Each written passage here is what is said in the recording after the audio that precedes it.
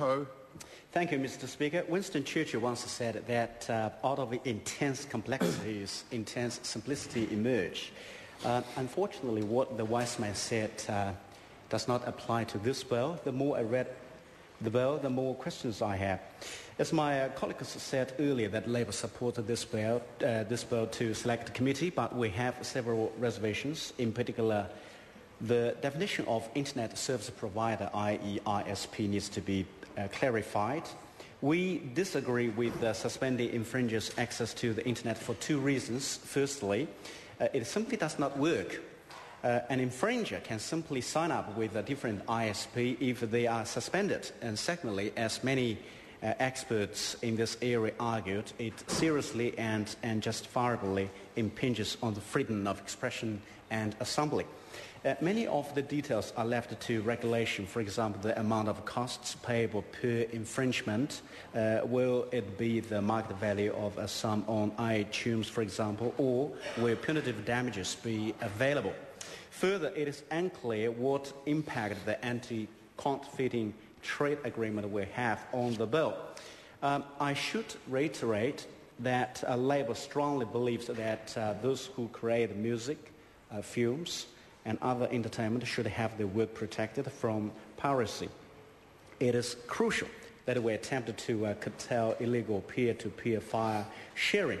So this bill will send a powerful message to our creative industries that we value what they do, that we legislators want to protect what they do, and we do not believe in censoring the Internet, but we are responding to genuine concerns. While in government, Labour tried to address the growing problem of Internet piracy by requiring ISP to police illegal downloading and to have a policy for terminating the accounts of repeat offenders, hence the well-debated Section 92A of the current Act. We have considered that Section 92A was problematic, and we have addressed the issues by meeting with stakeholders and pressing the government to take another look at the legislation. The businesses that represent artists have lost control of the distribution of creative content.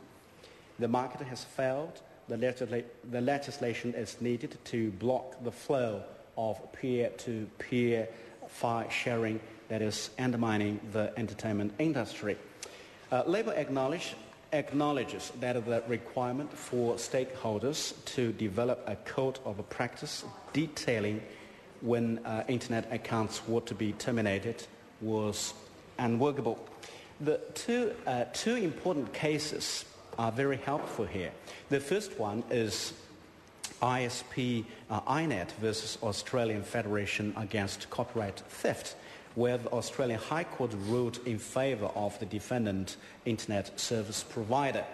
The issue in that case was that whether the fact that the ISP's customers were file sharing unlicensed copies of films and TV shows over the ISP's internet connections meant that the ISP had responsibility to stop them from doing so.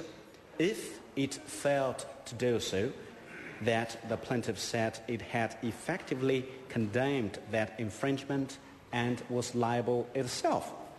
The judge found against the plaintiff on most counts. Also, it found that the ISP's policy of not terminating its customers' internet connections just because it received complaints from copyright owners was reasonable.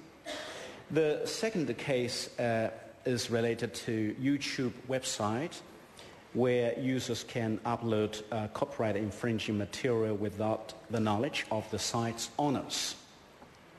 The video sharing site, which is owned by Google, is subject to $1 billion lawsuit by US media giant Viacom, but argues that it cannot screen every video that goes onto its site to check whether it infringes copyright.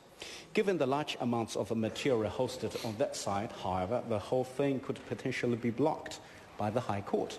So The other aspect, as my former partner, Mr. John Ferner from Brookfield Lawyers stated, that for many accommodation and other tourism service providers, facilities which give the customers private and direct access to the net are simply part of the service. Up until now, these businesses have not needed to concern themselves too much about what their customers may be up to when using these services, but this is about to change. The bill is intended to put in place a fair and balanced process to deal with online copyright infringement by unauthorized file sharing. It replaces a scheme which was delayed thanks to a barrage of criticism, fearful that that scheme could have resulted in many unwarranted disconnections from the net. So to conclude, Mr. Speaker, Labour will support this bill to the Select Committee. I look forward to the submission and robust debates at committee stage.